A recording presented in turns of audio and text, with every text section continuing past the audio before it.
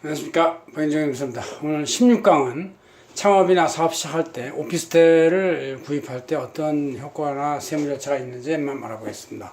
자, 요새는 창업이 SNS를 통해서도 얼마든지 마케팅을 할 수가 있고, 또 많은 기술이나 이런 것들도 다 무료 공개되는 것도 있고요. 여러분들이 컴퓨터 한 대만 가지면 창업할 수가 있고, 이렇게 또 네트워킹을 구성할 수가 있습니다. 그래서 언제 어디서나 할 수가 있어요. 그렇지만 그래도 어느 정도 회사가 커가면 사람들이 모여야 되고, 혼자 집에서 시작을 했다 하더라도 나중에 이제 공간이 필요할 수가 있는데, 요새는 또 공간도 공유 개념이죠. 그래서 이제 혼자 쓰는 게 아니라 여러 사람들이 이업종, 다업종들이 막 앉아서 있으면 서로 간에 교류도 되고, 그래서 서울시청이나 구청이나 아니면 각 지방자치단체에서 창업지원센터나 각 기업의 사회적 기업을 대기업에서도 운영하는 사회적 기업을 위한 이제 이런 지원센터들이 많이 있습니다. 그래서 지금은 이 세 가지 타임, 플레이스, 오브젝트, 즉 TPO가 자유인 시대. 오브젝트도 사실 직업이 옛날에는 우리가 30년 동안 한 가지 직업만 가졌지만 이제 10년 단위로 20년 단위로 직업을 바꿀 수도 있고, 또 직업을 바꾸는데 능수능란한 어떤 유연성을 가져야 현대 사회에서 살아남을 수가 있다. 이런 생각도 가능한 그런 시대가 됐던 것이죠.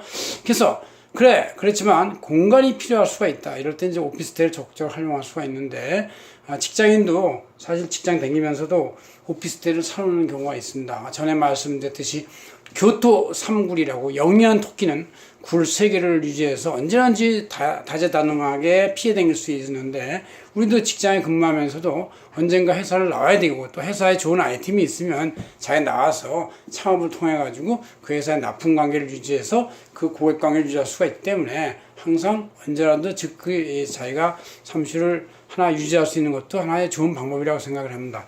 이거에 대해서는 제가 제세 재경전을 2017년도에도 실었고, 최근에도 제가 이렇게 바로 9월 시에도 최근에 현물투자와 사업 포괄장소 같은 주제를 표지에다 실었습니다. 이거는 또 제가 이 회계혁명 책 P15페이지에 있습니다. 15페이지에 이렇게 그대로 써 있으니까 여러분들이 그 내용이 이렇게 여기 칠판에 써 있습니다. 자, 창업 단계에서의 오피스텔. 오피스텔은 두 가지 개념이 있죠. 사무용 오피스텔하고 주거용 오피스텔이 있는데, 사무용하고 주거용은 분양할 때 그 목적 둘 다를 사용할 수 있도록 되나요? 그러나 실제 내가 주거용으로 사용하면 주거용이 되는 것이고, 그걸 사무용으로 사용하면 사무실이 될 수가 있는 것이다 얘기죠. 그래서 이제 일단 7단계에서는 자기가 만약에 사무용으로 생각했다 그러면 일반 상용 건물이니까 취득세 4%에 농토세 0.2%, 또 지방교육세 0.3% 해가지고 4.6%의 세율을 물게 되죠. 그러나 이게 자기가 주거용으로 사용을 하겠다 그러면 주거용은 취득가 6억까지 1%니까 1%고, 6억부터 9억까지 사이의 그 차액 금액은 2.4%, 또 9억 초과 금액에 대해서 3.5%와 같이 다단계 누진세율로 이게 되는 것이죠. 자, 그 다음에 매입 단계에서 이제 그 분양회사에서는 그 오피스텔의 토지값이 해당하지 않고는 건물에 대해서는 이제 부가세 10%가 붙어 있는데, 그 매입 부가세가 사업자 등록을 본인이 하면 거기서 무과세 공제를 받을 수가 있고, 그리고 나서 사무실로 나중에 사람들한테 임대를 해주고 있다가 그 사람들이 계속 사업을 쓸 것이고, 나중에 다시 반환받아가지고 자기가 사업장을 쓰면 되는 것이죠.